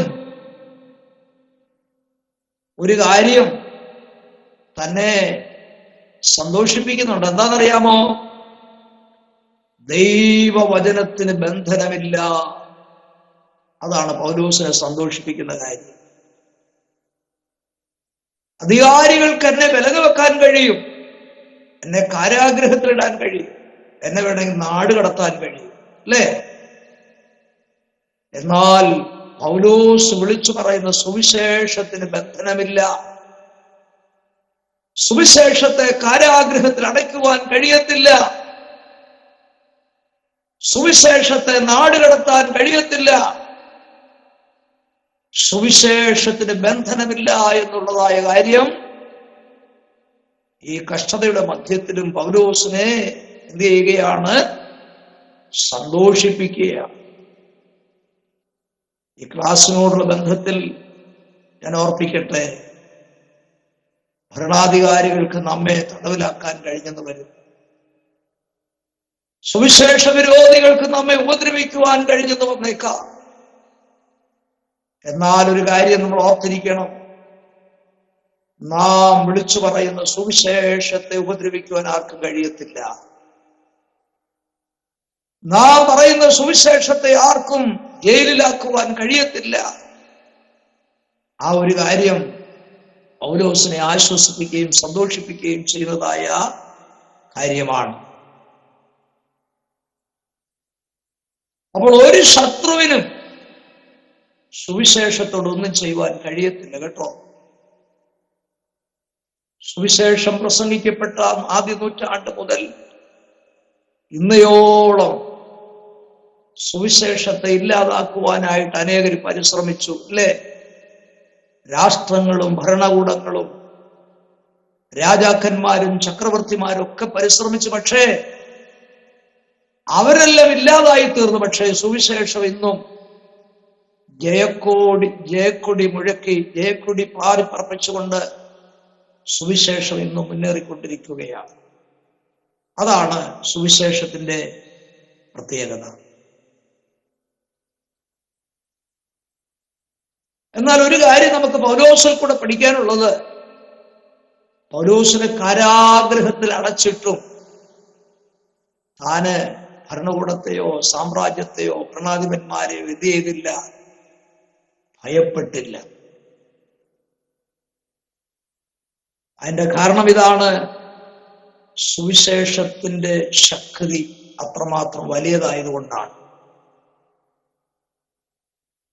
അങ്ങനെ പൗലോസ് പറയുകയാണ്, ഒരു ദുഷ്പ്രവൃത്തിക്കാരനെ പോലെ ഞാൻ ചങ്ങല ധരിച്ചുകൊണ്ട് ഞാൻ കഷ്ടമനുഭവിക്കുകയാണ്. പക്ഷെ ഞാൻ എന്ത് ചെയ്യുന്നില്ല? അധൈര്യപ്പെടുന്നില്ല എന്ന് പൗലോസ് തിമോഥെയോസിനെ ഓർപ്പിക്കുന്നതായിട്ടാണ് ഇവിടെ നമുക്ക് കാണുവാനായിട്ട് സാധിക്കും. നമുക്കറിയാം, യോഹന്നാൻ അപ്പോസ്തലനെ ഏഷ്യ മൈനറിൽ നിന്ന് ആ പത്മോസ് ദ്വീപിലേക്ക് നാടുകടത്തുവാനായിട്ടിടയായി. അവിടെയും യോഹന്നാൻ പറയുന്നൊരു കാര്യമുണ്ട്, ഞാൻ നാടുകടത്തപ്പെട്ടത് അതായത് ഈ വചന മുഖാന്തരമാണെന്ന് യോഹന്നാൻ അവിടെ പറഞ്ഞിട്ടുണ്ട്. അതെ, നമുക്കറിയാം, നമ്മൾ പാർക്കുന്ന ഇന്ത്യ മഹാരാജ്യത്തിൽ വടക്കൻ ഭാഗങ്ങളിലൊക്കെ ഇപ്പോഴും അനേകർ സുവിശേഷ മുഖാന്തരമായിട്ട് കഷ്ടങ്ങൾ അനുഭവിക്കുകയാണ്. അനേക ദൈവദാസന്മാരെ, ദൈവമക്കളെ ഇപ്പോഴും അവർ ജയിലിൽ അടച്ചിരിക്കുകയാണ്, അല്ലേ? കഴിഞ്ഞ ദിവസങ്ങളൊക്കെ നമ്മളത് ഒരുപക്ഷെ കേട്ടിരിക്കാൻ സാധ്യതയുണ്ട്. അതിന്റെ കാരണം, സുവിശേഷത്തോട് അനേകർ എതിർക്കുമെങ്കിലും സുവിശേഷത്തെ കൊല്ലുവാൻ ആർക്കും സാധിക്കത്തില്ല. സുവിശേഷം പറഞ്ഞ വ്യക്തിയെ ജയിലിലയക്കാം, അവരെ ഉപദ്രവിക്കാം, അവരെ കൊല്ലാം. പക്ഷേ സുവിശേഷം ഇന്നും ജീവിച്ചുകൊണ്ടിരിക്കുകയാണ്. സുവിശേഷത്തിന് അന്ത്യം വരുത്തുവാൻ ആർക്കും സാധിക്കത്തില്ല. കാരണം അത് ദൈവം അയച്ചതായ ഒന്നാണ്.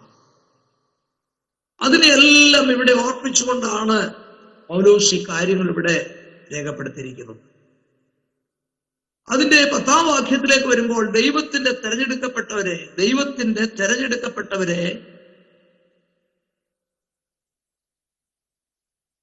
തെരഞ്ഞെടുക്കപ്പെട്ടവരെ പ്രതി ഞാൻ എല്ലാം സഹിക്കുന്നു, അങ്ങനെ അവരും ക്രിസ്തുവിൽ നിത്യമഹത്വത്തോടുകൂടി രക്ഷ പ്രാപിക്കുന്നു. അതിന്റെ പുതിയ തർജ്ജമ അങ്ങനെയാണ്.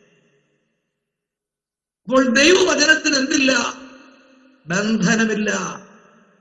അതുകൊണ്ട് പൗലോസ് എന്ത് ചെയ്യുകയാണ്? അധൈര്യപ്പെടാതെ വിശ്വാസത്തിലും സാക്ഷ്യം വഹിക്കുന്നതിലും മുന്നേറിക്കൊണ്ടിരിക്കുകയാണ്. പൗലോസിനെ സംബന്ധിച്ചൊരു വലിയ പ്രത്യേകത നമുക്ക് കാണാൻ കഴിയുന്നത്, പൗലോസിനെ കാരാഗ്രഹത്തിലിട്ടാൽ അവിടെ ഇരുന്നുകൊണ്ട് പൗലോസ് ലേഖനം എഴുതും. അതാ പൗലോസിന്റെ പ്രത്യേകത. പൗലോസിനെ കാരാഗ്രഹത്തിൽ നിന്ന് തുറന്നു വിട്ടാൽ പ്രസംഗിക്കുകയും സഭ സ്ഥാപിക്കുകയും ചെയ്യും. ഉണ്ടോ? എത്ര നല്ല പ്രത്യേകതയല്ലേ? എന്ന് പറഞ്ഞാൽ നമ്മുടെ ഏത് അവസ്ഥകളിലും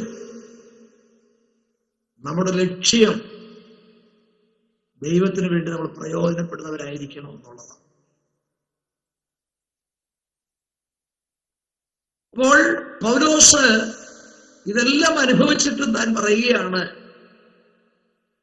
തെരഞ്ഞെടുക്കപ്പെട്ടവർ രക്ഷ പ്രാപിക്കാനായിട്ടാണ് ഞാൻ തടവിലായത്. പക്ഷേ ഞാൻ എന്ത് ചെയ്യുന്നില്ല? നിരാശപ്പെടുന്നില്ല.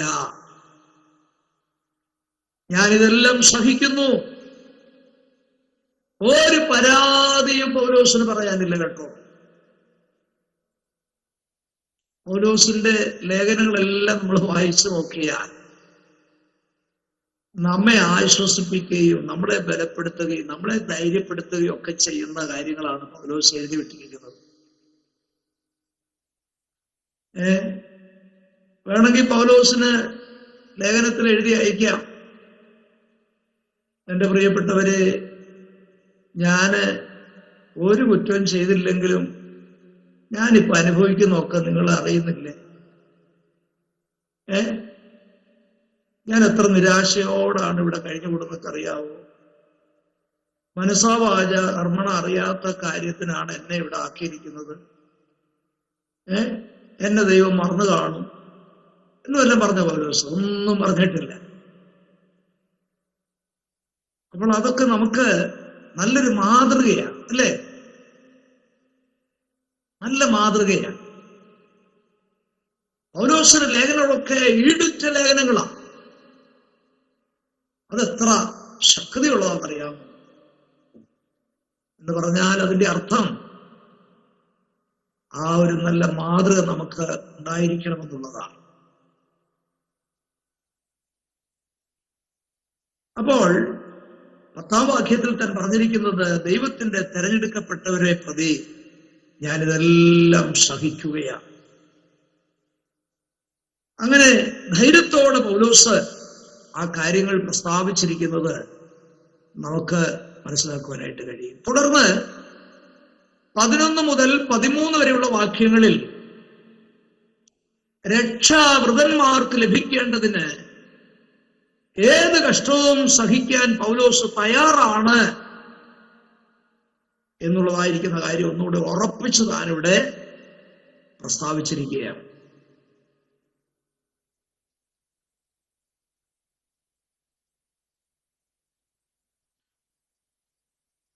പതിനൊന്നാം വാക്യം, നാം അവനോടുകൂടെ മരിച്ചുവെങ്കിൽ കൂടെ ജീവിക്കും, സഹിക്കുന്നുവെങ്കിൽ കൂടെ വാഴും. എത്ര ആഴമായ ഒരു അർത്ഥവ്യാപ്തിയുള്ള ഒരു വചനമാണത്. ക്രിസ്തുവിനോടുള്ളതായിരിക്കുന്ന പൗലോസിന്റെ ആ മനോഭാവത്തെയാണ് ഈ വാക്യം ഇവിടെ സൂചിപ്പിക്കുന്നത്.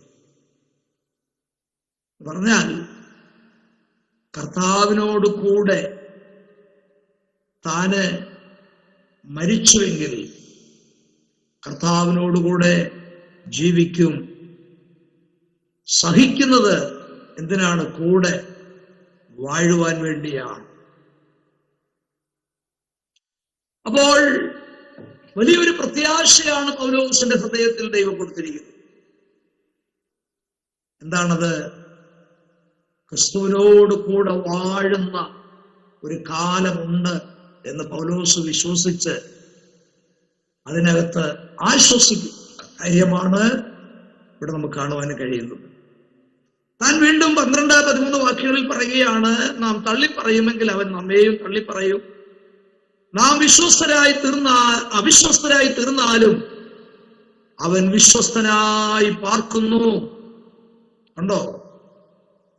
നാം കർത്താവിനെ തള്ളിപ്പറഞ്ഞാൽ കർത്താവ് നമ്മെയും തള്ളിപ്പറയും എന്ന് പറഞ്ഞിട്ട് പൗലോസ് പറയുകയാണ്, നമ്മൾ അവിശ്വസ്തരായി തീർന്നാലും ഉണ്ടല്ലോ അവൻ വിശ്വസ്തനായിട്ട് പാർക്കുന്നു എന്നാണ് പൗലോസ് പറഞ്ഞിരിക്കുന്നത്. എന്ന് പറഞ്ഞാൽ ദൈവത്തിന്റെ സ്വഭാവം ത്യജിപ്പാൻ ദൈവത്തിന് സാധിക്കത്തില്ല. ദൈവത്തിന്റെ സ്വഭാവം ഒരിക്കലും മാറ്റം വരാത്ത സ്വഭാവങ്ങളാണ്. ദൈവം വിശ്വസ്തനാണെന്ന് പറഞ്ഞാൽ അതിന്റെ അർത്ഥം ഏത് കാലത്തും ദൈവം ആര് തന്നെയാണ്? വിശ്വസ്തന്. പക്ഷേ പൗലോസോടെ ഓർപ്പിക്കുന്ന ഒരു കാര്യമുണ്ട്. നമ്മൾ പലപ്പോഴും ആരായി തീരാം? അവിശ്വസ്തരായി തീരാം. അപ്പൊ നമ്മൾ അവിശ്വസ്തരായി തീർന്നെന്ന് വന്നാലും ദൈവം നമ്മോട് അവിശ്വസ്തത കാണിക്കത്തില്ല കേട്ടോ. ദൈവം വിശ്വസ്തനായി തന്നെ നമ്മുടെ കൂടെ ഉണ്ട്. പൗലോസ് അതിവിടെ ഓർപ്പിക്കുകയാണെന്ന് പറഞ്ഞാൽ ദൈവം തന്റെ സ്വഭാവം വ്യത്യാസപ്പെടുത്തുന്നവനല്ല. അങ്ങനെ ദൈവത്തിന് സ്വഭാവം വ്യത്യാസപ്പെടുത്തുവാൻ കഴിയത്തില്ല. അപ്പോൾ പൗലോസ് സഹിക്കുന്നതായ കഷ്ടതയുടെ മധ്യത്തിലും പീഡയുടെ മധ്യത്തിലും ഒക്കെ ദൈവം വിശ്വസ്തനായി പൗലോസിനോട് കൂടെ ഉണ്ട് എന്ന് താൻ ഇവിടെ ഓർക്കുകയാണ്. നാം ക്രിസ്തുവിന് വേണ്ടി മരിച്ചാൽ തേജസ്സിൽ ഉയർത്തുവാനായിട്ടിടയാണ്. അതാണ് മറ്റൊരു പ്രത്യേകത. വിശ്വാസിയോടുള്ള ബന്ധത്തിൽ അത് രക്തസാക്ഷിയായി മരിക്കുന്ന ഒരു അനുഭവത്തെയാണ് ഇവിടെ ഓർപ്പിക്കുന്നത്. അങ്ങനെ മരിച്ചാൽ ഒരു കാര്യം നിശ്ചയമാണ്, തേജസ്സോടെ ഉയർക്കുന്ന ഒരു ദിവസം നമ്മുടെ മുൻപിലുണ്ട്. അതൊരു വലിയ പ്രത്യാശയല്ലേ? അതുകൊണ്ടാണ് പൗലോസ് തെസ്സലോനിക്ക ലേഖനം എഴുതുമ്പോൾ 4-ാം അധ്യായം 13-ാം വാക്യത്തിൽ പറഞ്ഞിരിക്കുന്നത്. എന്താ പറഞ്ഞത്? പ്രത്യാശയില്ലാത്ത മറ്റുള്ളവരെ പോലെ ദുഃഖിക്കാതിരിക്കേണ്ടതിന് മരിച്ചവരെ കുറിച്ച് നിങ്ങൾ അറിവില്ലാതിരിക്കരുത്. അപ്പോൾ നമുക്ക് ദൈവം വലിയൊരു പ്രത്യാശ ഉള്ളിൽ തന്നിട്ടുണ്ട്. എന്താണത്? ക്രിസ്തുവിൽ മരിച്ചാൽ ഉയർത്തെഴുന്നേൽക്കുന്ന ഒരു ദിവസമുണ്ട്. തേജസ്സോടെ ഉയർക്കുന്ന ഒരു ദിവസമുണ്ട്. അതാണ് ദൈവം നമുക്ക് തന്നിരിക്കുന്ന പ്രത്യാശ. ലോക ജനത്തെ രണ്ടായി വേർതിരിച്ചാൽ ഒരു കൂട്ടർ പ്രത്യാശയുള്ളവരും മറ്റൊരു കൂട്ടർ പ്രത്യാശ ഇല്ലാത്തവരുമാണ്. ആരാണ് പ്രത്യാശയുള്ളവർ? യേശുവിനെ രക്ഷകനായി സ്വീകരിച്ച് യേശുവിനെ ജലത്തിൽ സാക്ഷീകരിച്ച് പരിശുദ്ധാത്മാവിന്റെ നിറവ് പ്രാപിച്ച് ദൈവത്തിന്റെ കൽപ്പന അനുസരിച്ച് കർത്താവിന്റെ വരവിന് വേണ്ടി കാത്തിരിക്കുന്ന ഒരു കൂട്ടം പ്രത്യാശയുള്ളവരെ കുറിച്ച് നമുക്ക് കാണുവാനായിട്ട് കഴിയും. എന്നാൽ യേശുവിനെ അറിയാത്തവരെല്ലാവരും ആരാണ്? പ്രത്യാശ ഇല്ലാത്തവരാണ്. അപ്പോൾ പ്രത്യാശയില്ലാത്ത മറ്റുള്ളവരെ പോലെ നമ്മൾ ഒരിക്കലും നമ്മുടെ കഷ്ടങ്ങളുടെ മധ്യത്തിലോ പ്രയാസങ്ങളുടെ മധ്യത്തിലോ നമ്മുടെ പ്രിയപ്പെട്ടവരുടെ വേർപാടിനോടുള്ള ബന്ധത്തിലോ ദുഃഖിക്കാതിരിക്കേണ്ടതിനാണ് ആ വചനം പൗലോസ് അവിടെ പ്രസ്താവിച്ചിരിക്കുന്നത്. കാരണം ക്രിസ്തുവിൽ മരിച്ചവരെ കുറിച്ച് നമ്മൾ അറിവുള്ളവരായിരിക്കണം. എന്താണ് ആ അറിവ്? അവർ ഉയർപ്പിന്റെ പൊൻപുലരിയിൽ ഉയർത്തെഴുന്നേറ്റ് വരും. പുത്തൻ ശരീരത്തോടെ ഉയർത്തെഴുന്നേറ്റ് വരും. 1 കൊരിന്ത്യർ ലേഖനം 15-ാം അധ്യായം പൗലോസ് എഴുതുമ്പോൾ അവിടെ പറഞ്ഞിരിക്കുന്നത് മനുഷ്യ ശരീര ശാസ്ത്രത്തെക്കുറിച്ചും വാനഗോള ശാസ്ത്രത്തെക്കുറിച്ചും സസ്യശാസ്ത്രത്തെക്കുറിച്ചൊക്കെ പറയുന്ന ചില ഭാഗങ്ങളുണ്ട്. അവിടെ താൻ പറയുന്നതിന്റെ ഒരർത്ഥം, ക്രിസ്തുവിൽ മരിച്ചൊരു വ്യക്തിയെ ഭൂമിയിലേക്ക് അടക്കുമ്പോൾ ഒരു കൃഷിക്കാരൻ വിത്ത് കുഴിച്ചിടുന്നതിന് തുല്യമാണ്. അങ്ങനെ വിത്ത് കുഴിച്ചിടുന്നതായ ആ കൃഷിക്കാരനൊരു പ്രത്യാശയുണ്ട്, അത് എത്ര വേഗത്തിൽ കിളിർത്തു വരും. അപ്പോൾ ക്രിസ്തുവിൽ മരിച്ച ഒരു വ്യക്തിയെ മണ്ണിലേക്ക് അടക്കുമ്പോൾ ഒരു സത്യം അവിടെ ഓർക്കുവാനുണ്ട്. കർത്താവ് താൻ ഗംഭീരനാദത്തോടും പ്രധാന ദൂതന്റെ ശബ്ദത്തോടും ദൈവത്തിന്റെ കാഹളത്തോടും കൂടെ സ്വർഗത്തിൽ നിന്ന് ഇറങ്ങി വരികയും ചെയ്യുമ്പോൾ ക്രിസ്തുവിൽ മരിച്ചവർ പുത്തൻ ശരീരത്തോടെ അവരെ അടക്കിയ കല്ലറകളിൽ നിന്ന് അവർ വെളിയിലേക്ക് ഉയർത്തു വരും എന്നുള്ളതായ ഒരു പ്രത്യാശ. അതൊക്കെയാണ് പൗലോസ് ഇവിടെ എഴുതി അറിയിച്ചിരിക്കുന്നത്.